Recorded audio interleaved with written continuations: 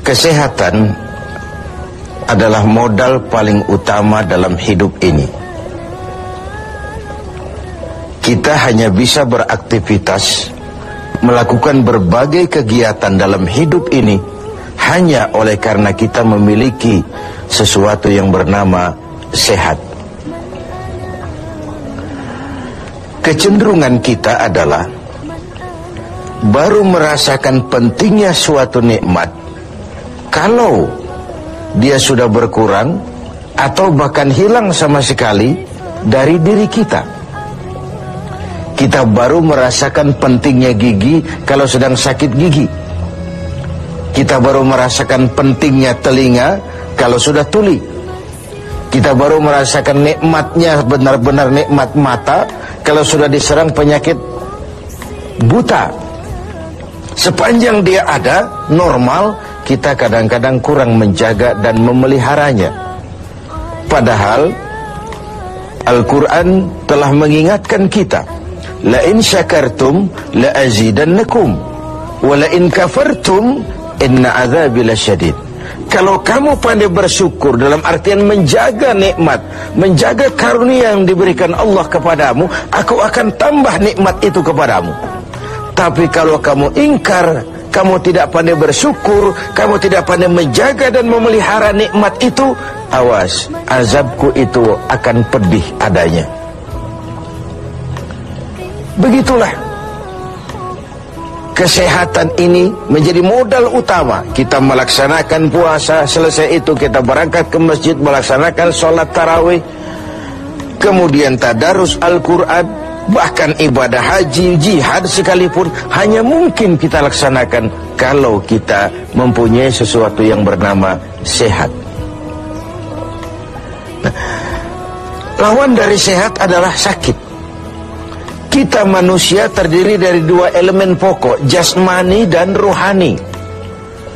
Kadang kita kehilangan keseimbangan, berpayah-payah kita mengurus rohani, berpayah-payah kita mengurus jasmani maksud saya. Satu hari 3 kali kita mandikan jasmani kita. Kita berikan pakaian yang bagus-bagus, parfum yang wangi-wangi, pakaian yang aksesoris yang mahal-mahal untuk keindahan jasmani. Pernahkah kita berpikir seperti itu untuk menambah keindahan rohani kita? Kita hiasi dengan sifat-sifat yang baik, dengan sabar, dengan ikhlas, dengan tawadhu, dengan tasamuh, lapang dada, dan sebagainya. Begitu juga kalau kita bicara penyakit. Kita sibuk kalau diserang penyakit jasmani. Tetapi sesibuk itukah kalau rohani kita yang diserang penyakit? Al-Imam Al-Ghazali membagi penyakit itu dalam 2 macam. Pertama penyakit zahir, dan yang kedua penyakit batin, penyakit rohani. Apa perbedaan dari kedua penyakit ini?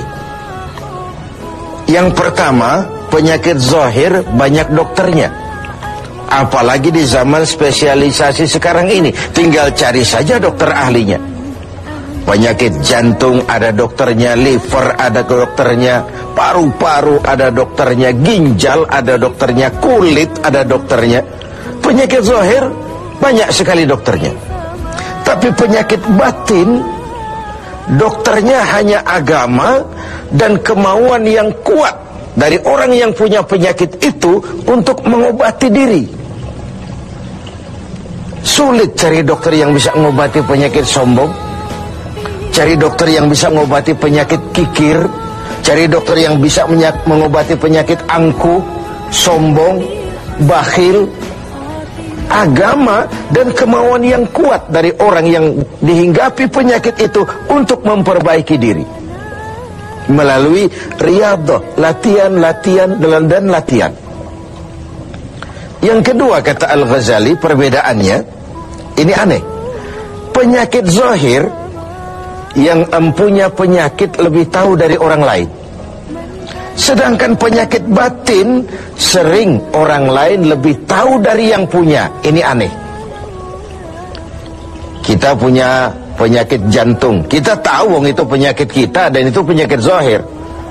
Teman kita nggak tahu, datang-datang main kagetin aja, woi, kelepek kita. Kita yang punya penyakit tahu, orang lain tidak tahu. Tapi kalau penyakit batin ini aneh, orang lain sering lebih tahu dari yang punya. Kalau kita sombong, kita sering tidak merasa, kita anggap sikap kita wajar saja. Kalau kita diserang penyakit pelit, kita tidak merasa, kita anggap wajar saja. Kalau kita diserang penyakit hasud, kita anggap wajar saja. Orang lain yang tahu.